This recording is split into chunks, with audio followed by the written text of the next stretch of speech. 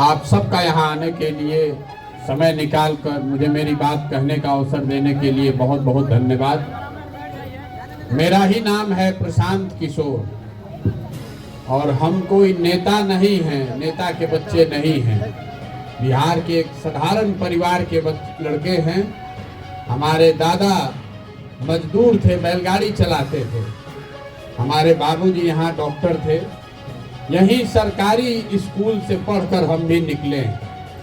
माता पिता का आशीर्वाद है, ऊपर वाले की कृपा है, जीवन में कुछ हासिल कर लिए।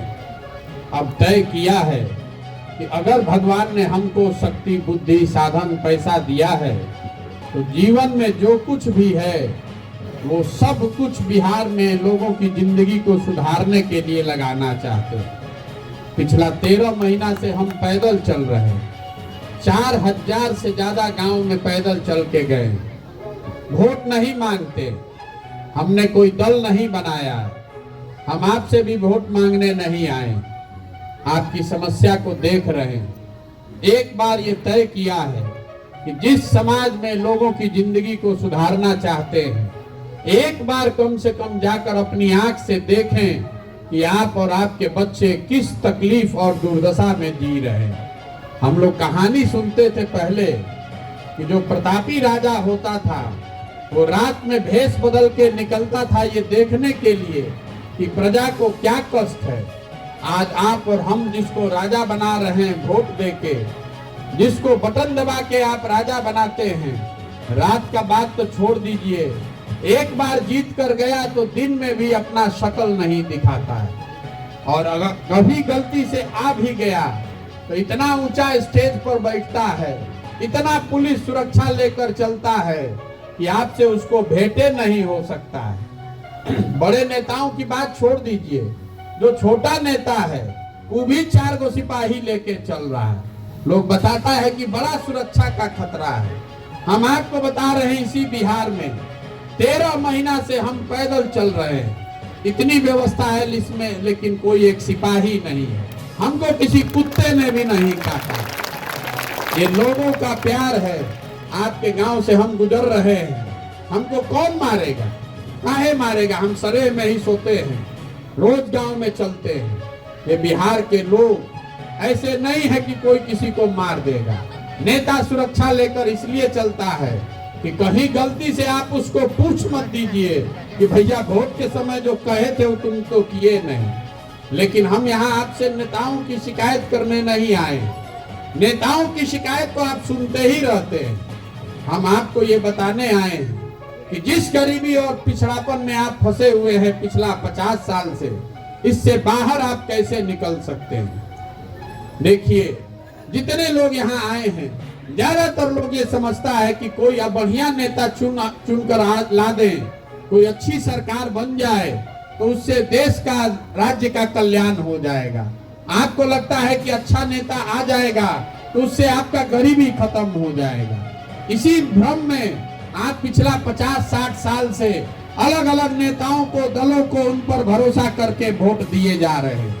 पहले 40 वर्ष आपने कांग्रेस को जिताया, फिर आपने 15 वर्ष गरीब के बच्चा लालू जी को जिताया, फिर 17-18 साल से आपने नीतीश जी को मुख्यमंत्री बनाया है। दिल्ली में हमने मोदी जी को भी बैठा कर देख लिया। आपका और आपके बच्चों का, बिहार के बच्चों का भला नहीं हुआ। अब अगर आज प्रशांत किशोर आए हैं, आप हम पर भरोसा कीजिएगा, हमको वोट दीजिएगा, तो इसका क्या गारंटी है कि हम भी जीतने के बाद आपके साथ धोखा न करें। इसीलिए हम वोट नहीं मांगते।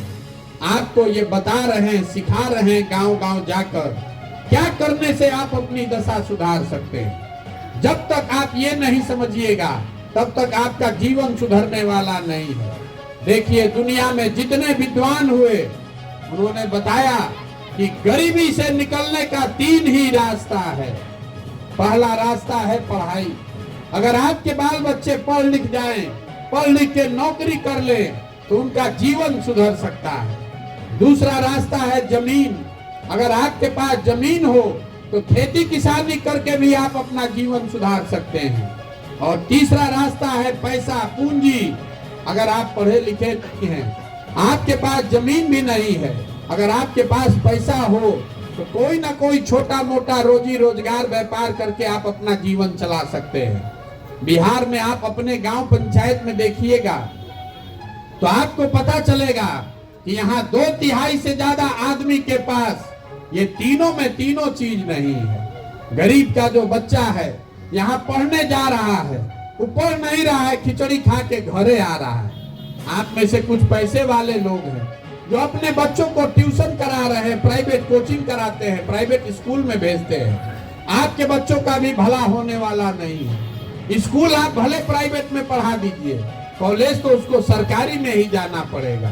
तो नीतीश कुमार के इस राज में स्कूल से खिचड़ी बट रहा है और कॉलेज से डिग्री बट रहा है, पढ़ाई दोनों में कहीं नहीं हो रहा है। तो जब आपका बच्चा पढ़ेगा ही नहीं, जब आपका बच्चा पढ़ेगा ही नहीं तो कोई सांसद बन जाए, कोई मुख्यमंत्री प्रधानमंत्री बन जाए, आपके अनपढ़ बच्चे को कोई डॉक्टर इंजीनियर कलेक्टर नहीं बना सकता है।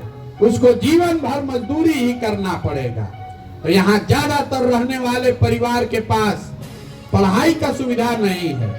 दूसरा रास्ता आपको हमने बताया जमीन का। खेती करके आपका जीवन क्यों नहीं सुधरा? वो इसलिए कि बिहार में गरीब के नाम पर, समाजवाद के नाम पर राजनीति हुआ, लेकिन यहाँ भूमि सुधार जीवन में कभी किसी ने लागू नहीं किया। जिन लालू यादव ने समाज के वंचित लोगों को आवाज दिया, उसको जमीन नहीं दिया, उसको पढ़ाई का व्यवस्था नहीं कराया। नतीजा क्या है? यहाँ 100 लोग जो रहते हैं, 100 में 60 आदमी के पास जमीन है ही नहीं। तो आप खेती कीजिएगा कैसे? और जो 40 आदमी है जिसके पास जमीन है थोड़ा बहुत, उसमें 35 आदमी ऐसा है जो 2 बीघा से कम का खेती करता है। तो जो बिहार में खेती होती है, खेती किसानी करने वाले लोग हैं, ये कमाने के लिए खेती नहीं करते हैं, ये खाने के लिए खेती करते हैं। आपके खेत में उतना ही उपज रहा है कि आपका और आपके बाल बच्चे का पेट भर जाए। खेत से कमाने का उपाय नहीं है। अगर घर में बेटी का ब्याह लग जाए, आपके घर में कोई बीमार पड़ जाए, तो 1-2 कट्ठा जमीन बेचे बगैर उपाय नहीं है। आपके पास, आपके बच्चों के पास पढ़ाई का साधन है नहीं, खेती से कमाने का रास्ता है नहीं, तो एक रास्ता बचा। अगर आपके पास पैसा होता तो सरकार जाए चूल्हा भाड़ में, आपके पास पैसा होता कुछ नहीं करते, 4 गो गाय भैंस पाल लेते, अपने गांव में किराना का, फार्चून का, खाद का, कपड़ा का, सीमेंट का दुकान खोल लेते। वो आप क्यों नहीं कर पा रहे हैं? वो इसलिए कि बिहार में रहने वाले जो 100 लोग हैं, इसको याद रखिएगा, सरकार चाहे जितना दावा कर ले, 100 लोग जो बिहार में रहते हैं उसमें 80 आदमी ऐसा है जो दिन में 100 रुपया भी नहीं कमाता है। तो इस महंगाई के जमाना में अगर आप दिन में 100 रुपया भी नहीं कमाते हैं तो खाइएगा क्या, बचाइएगा क्या? रोजी रोजगार के लिए पैसा पूंजी कहाँ से लाइएगा? इस यही कारण है कि बिहार से गरीबी खत्म नहीं हो रही है। जिसको आप वोट देना है दे दीजिए, जिसकी सरकार बनानी है बना दीजिए। सरकार चाहे सड़क बना दे कि घर घर बिजली ला दे, आपको 4 किलो अनाज दे दे कि आपको इंदिरा आवास दे दे, आपका गरीबी नहीं खत्म हो सकता है। आपका गरीबी खत्म होगा तब जब आपके बच्चों के पढ़ने का सुविधा हो, जब आपको खेती से कमाई का रास्ता निकाला जाए और घर घर लोगों को रोजी रोजगार करने के लिए कर्जा पैसा मुहैया कराया जाए। तब आप कहिएगा कि अगर यही 3 रास्ता है तो ये होगा कैसे, ही न बताइए। तो हम आपको यही बताने आए हैं। हम आपको वो मंत्र सिखा रहे हैं कि अगर आपको हमारी बात समझ में आ जाए तो वोट आप चाहे जिसको देना है दे दीजिए, और कुछ हो चाहे नहीं, आपके बच्चों के लिए पढ़ाई या रोजगार हो जाएगा। हम आपको वो रास्ता बताएं, उससे पहले आपको ये बताना चाहते हैं कि आपकी ये दशा है क्यों। पहले वो आईना के तरह देख लीजिए। हम आपको एक सवाल पूछेंगे, हर आदमी को उसका जवाब देना है, हाँ चाहे ना बोलना है हाथ उठाकर। आपको 1 मिनट में दिखेगा कि आपकी दुर्दशा क्यों है। जरा सोच के बताइए, आपके गांव में और कुछ हो चाहे नहीं, सभी के बच्चों के पढ़ने के लिए अच्छी व्यवस्था होनी चाहिए कि नहीं होनी चाहिए? सबको बताना है हाथ उठा के। कथा सुनने नहीं आए हैं आप यहाँ, फिर से हाथ नीचे कीजिए। पूछ रहे हैं, सबको बताना है, हाँ चाहे ना, जोर से बोलिए। आपके गांव में और कुछ हो चाहे नहीं, सभी के बच्चों के पढ़ने की व्यवस्था होनी चाहिए कि नहीं होनी चाहिए? आपने कहा है, हम नहीं बोले। आप लोग कह रहे हैं कि ना भैया पढ़ने का व्यवस्था होना चाहिए। आप में से बहुत लोग हैं जो खुद पढ़े लिखे नहीं है, कोई अगड़ा है, कोई पिछड़ा है, कोई गरीब, कोई अमीर, कोई मुस्लिम, कोई हिंदू, कोई महिला, कोई पुरुष, लेकिन सबको इतना समझ है कि ना भैया पढ़ने का व्यवस्था तो होना चाहिए। तो अब जरा जितने आप समझदार लोग हैं, जरा अपने अपने बच्चों का चेहरा याद कर लीजिए और सब लोग अपने बच्चों के नाम पर एक बार ईमानदारी से बताइए, आप में से किसने जीवन में एक बार भी बच्चों के पढ़ाई के लिए वोट दिया है?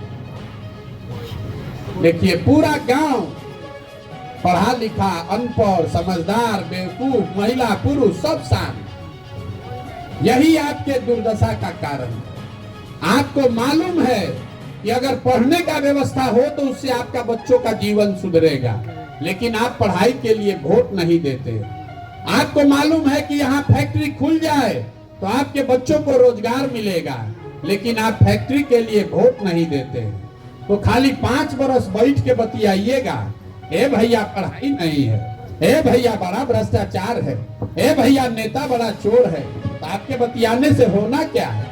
बिहार में 5 बरस लोग बैठ के गाना गाता है और जिस दिन वोट होगा तो ये सारा बात भूल जाएगा। वोट के दिन बिहार के आदमी को खाली 4 गो बात बुझाता है। पहला बात, हमारा जात क्या है और कौन हमारा जात का नेता खड़ा है।